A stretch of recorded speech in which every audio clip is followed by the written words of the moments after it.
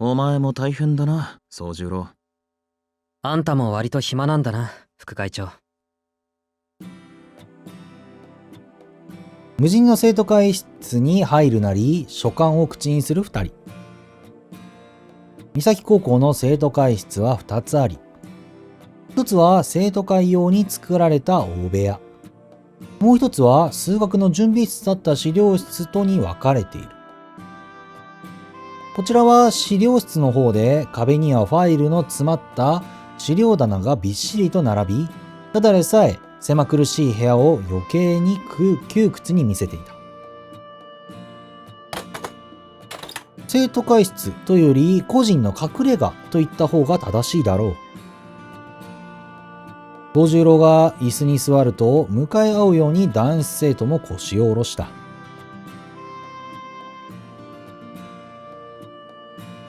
築地飛丸。私立三崎高校の理事長の息子であり、生徒会副会長。学年は宗十郎と同じく2年生で、約1週間前、転入生の世話を生徒会長に押し付けられてからの付き合いである。さすがに青子はギブアップしたか。副会長はやめろって。クソったれな話だが、俺は所詮会長の犬だからな。やれやれと自重するも、不満があるわけでもなさそうだ。富丸はポケットからスナック菓子を取り出し、実にまずそうに口に入れた。1本100キロカロリーほどのブロック形状の簡易食を、それこそ干し肉を引きちぎるように片付けていく。そうか。でも犬は良くないな、飛丸。難しい顔つきで宗十郎は椅子に座る。あ？犬がどうしたって？犬は良くないって言った。例えが違う気がするし、何より怖いぞ、あれ。なんだよ。山奥育ちのくせに犬が怖いのか？そりゃ大抵の生き物は怖いけど、犬は別格だ。徒党を組んだ野犬ほど始末に負えないものはない。足の速さも脅威だけど、何より執念深すぎる。坂だろうと追いかけてくるし、最後の一匹になるまで引かないんだぞ。などと言いつつ、弁当の包みを開ける宗十郎。若草色をした布には、綺麗な三角形をしたおにぎりが3つ包まれていた。ショックだ。ショックって何が？いや、そんなこの世のものとは思えない握り飯を見たのは初めてだ。思わず絶句しちまった。それどっちなんだ？褒めてるんだよ、バカ。宗十郎相手に侮辱とも称賛とも取れる言い回しは、こういう結果を招く。湾曲な表現、遠回しな嫌味を噛み砕ける機微がないためだ。ただ今のように言葉の良し悪しをいちいち尋ねるのは稀だった。富丸の推測だが、この少年は個人的に譲れないことのみ白黒をはっきりさせる気質らしい。ところで、その固まった小麦粉みたいなの美味しいのか？興味津々とばかりに富丸の簡易食を見つめる宗十郎。まずくはねえが、うまくもねえよ。まあ試してみる分には止めねえが。人間、何事も手間暇惜しむようになっちゃおしまいだぜ。ことが三大欲求ならなおさらだ。富丸はガリガリとブロック菓子を平らげ、残った一本を机に置き、当然という手つきでおにぎりを一つ手に取った。宗十郎も当然とばかりに飛丸の暴挙を見逃し、差し出されたブロック菓子を食べてみる。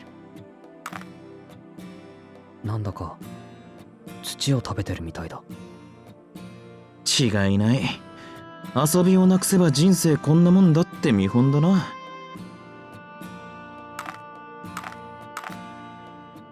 宗十郎は苦い顔のまま律儀に簡易食をかじっていく。未知への関心と始めたことはきっちり終わらせようとする律儀さである。今無理に平らげる必要はねえぞ。そいつの利点は携帯食ってところだからな。素で味気ないが食えるうちは味が落ちないのがいいところだ。まあそっちはともかく。どうだ、少しは慣れたか？ああ、飛丸や青崎が気を使ってくれているからね。屈託のない笑顔に飛丸はつい顔をそらしてしまった。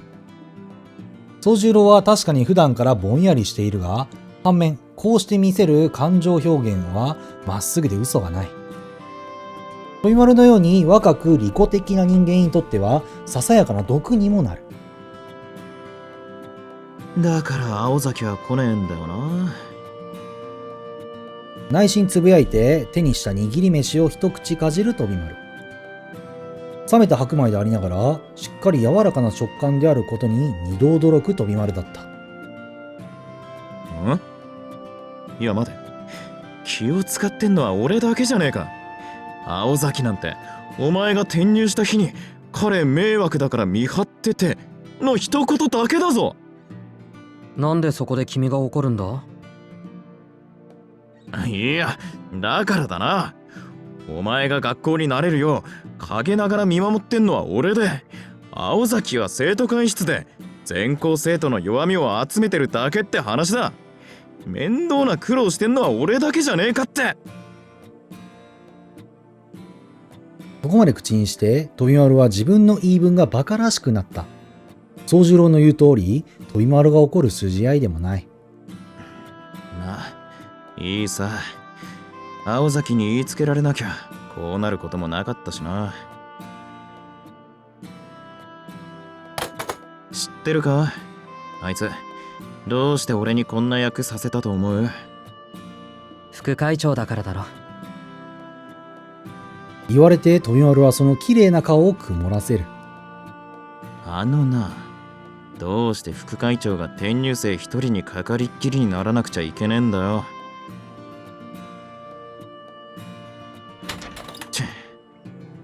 いいぜ、機会があったら青崎本人に聞いてみな。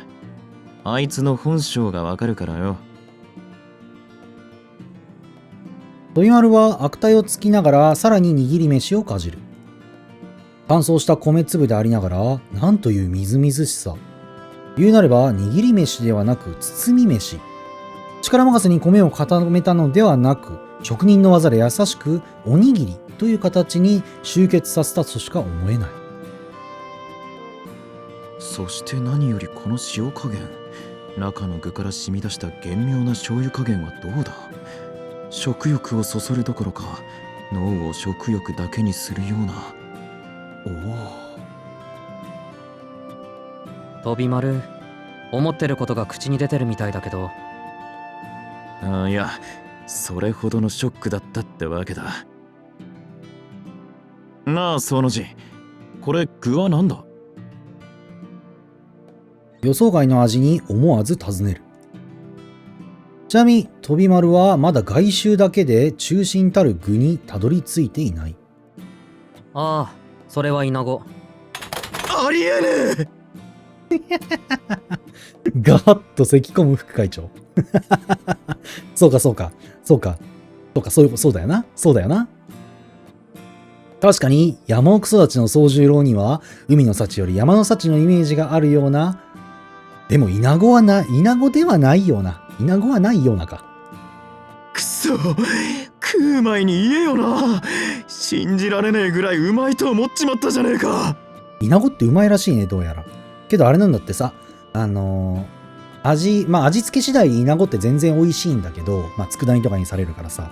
けど甲殻アレルギーの部類に入ってしまうらしくて、どうやらイナゴやらコオロギやら、あのあたりって、甲殻アレルギーの人からしたら結構しんどい食べ物らしくてね。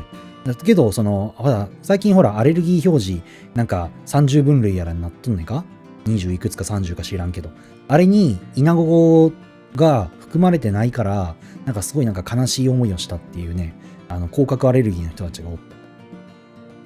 余談だけどね。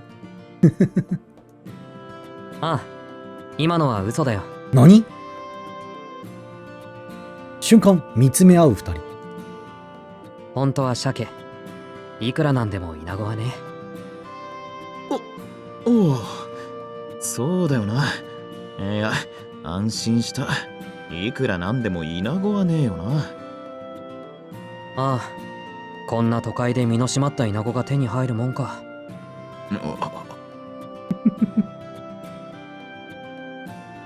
気になるセリフだったが、あえて飛び丸はスルーする。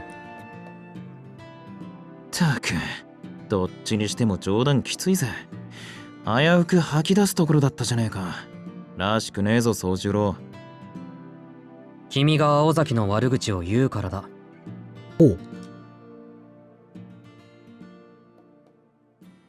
まぶたを閉じ、不機嫌そうに握り飯を食べながら、宗十郎はそう言った。確かに言った。不満そうにもぐもぐと口を動かす宗十郎を、飛丸は唖然と見つめる。おい、今のはさすがに聞き捨てならねえぞ。俺が青崎の悪口を言ったから、意趣返しをしたと、そういうことか？もぐもぐもぐ。純朴な田舎少年の無言の抗議は、ますます真実味を増していく。間違いない。なんという悲劇。と、副会長は落雷を受けたかのような頭痛にもだえた。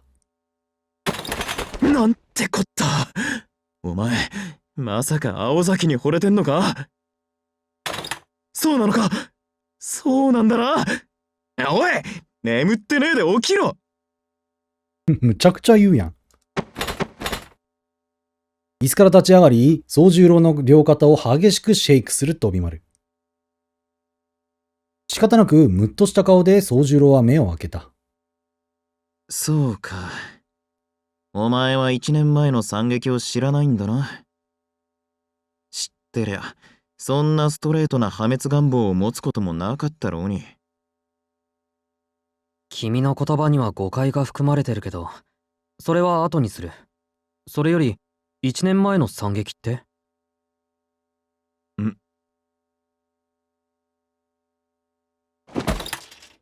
飛丸ははっと我に返り、どうしたものかと考えた挙句、ドスンと椅子に座る。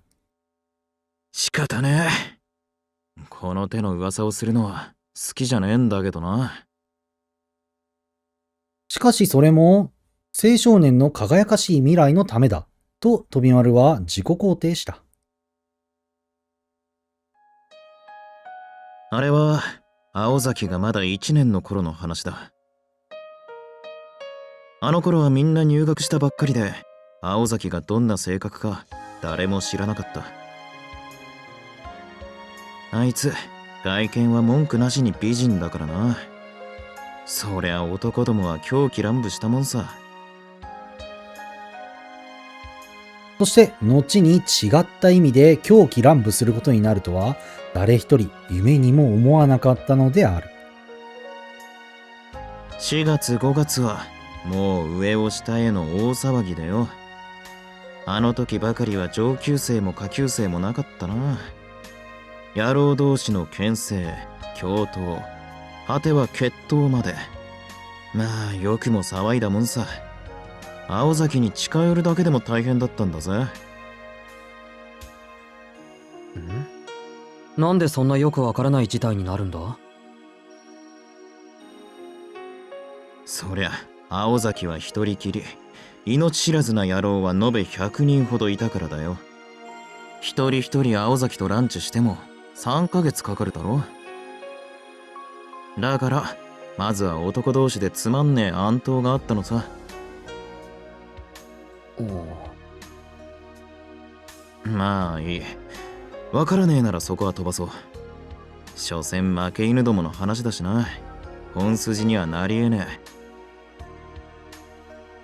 え。でな、そんなどうでもいい戦いを勝ち残った奴らは列なして1年の女に言い寄ったわけだ。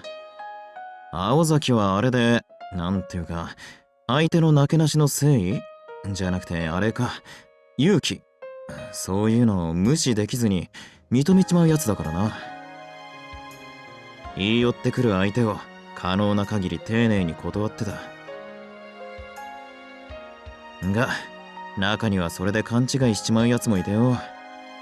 3年のある野郎がこれは脈ありと見て青崎に何度も言い寄ったんだよ。多分そいつ頭がおかしかったんだ。今にして思うとそうとしか思えん。ちなみにその3年生とやらが前期の生徒会長であることを飛丸は秘することにした。学園ばかりか青崎の家まで押しかけたそうでな。あまりにしつこいんで青崎も堪忍袋の尾が切れたんだろう。ちょっと口にするのははばかられる方法で振ったんだよ。結果そいつは自分から他校に転入希望したばかりか三崎町からも逃げ出しちまって、青崎も1ヶ月ばかり自宅謹慎を食らった。世に言う血の公会堂事件だ。詳しく知りたけりゃ本人はまずいな。新聞部にでも行け。あそこの部長は命知らずだから聞けば面白がって教えてくれる。飛丸、その具体的な表現を故意に避けてないか？仕方ねえだろ。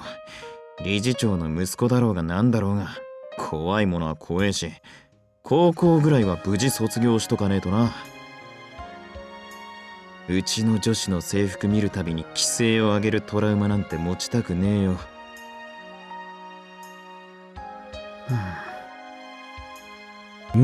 と納得いかなげに首をかしげる宗十郎。飛丸の言わんとするところが彼にはさっぱりわからない。ああ、いい。それよりなんで青崎なんかがいいんだよ、宗十郎。言われて今度は逆の方向にはてと宗十郎は首をかしげた。おい、お前本当に青崎が好きなのか？単に胸がドキドキ言ってるだけならそれは恋じゃなくて恐怖だってオチもあるぜ。いくらその字がぼんやりでも理由ってもんがあるだろ宗十郎はさらに首をかしげる。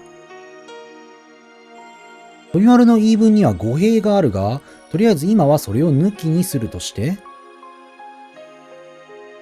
宗十郎自身、青崎に抱く感情には理解できないものが多すぎた。そうだな、おかしい。俺はあまり彼女を知らないのにね。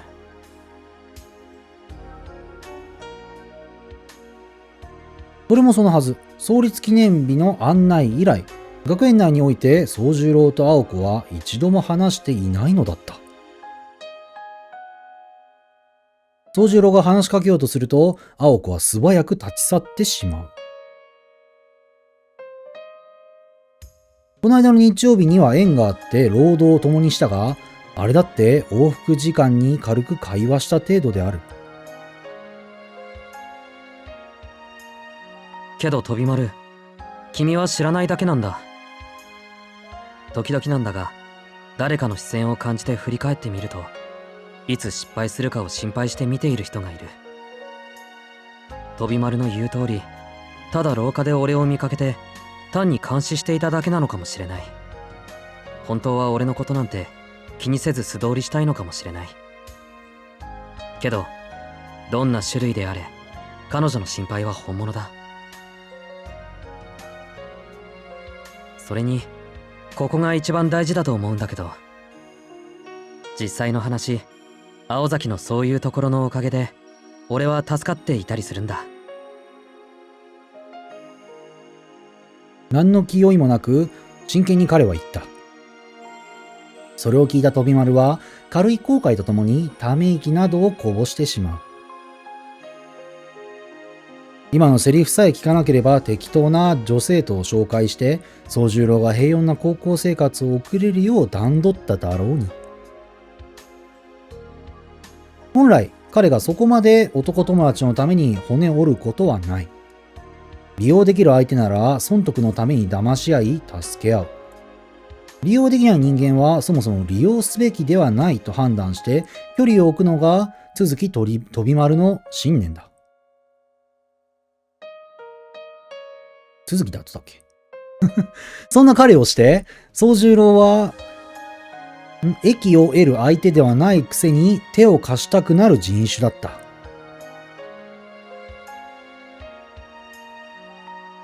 彼は友情には疎くなかったが、友人と呼べる人物にはそう恵まれていなかった。なので、宗十郎が本気で青崎に惚れているのなら、友人としてそれを改めさせる野暮はできなかった。やれやれ。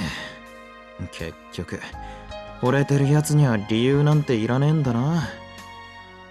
そんなことはない。理由なら一つある。彼女を一目見た時に綺麗だなって思ったぞ。ん？バクンと肩を落とす飛び丸。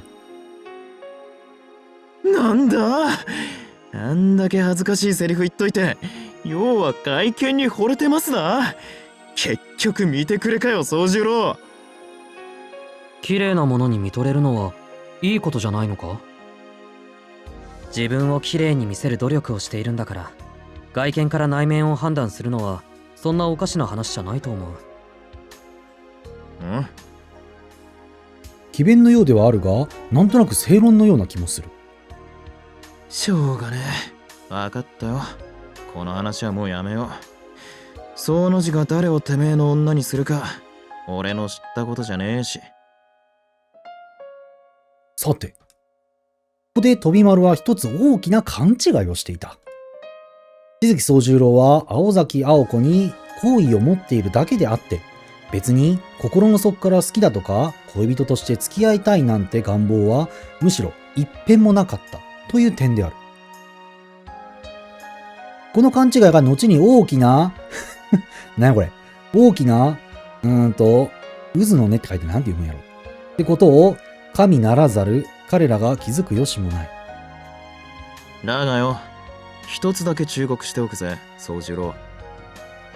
青崎は喧嘩をした相手だろうと別に嫌うわけじゃない。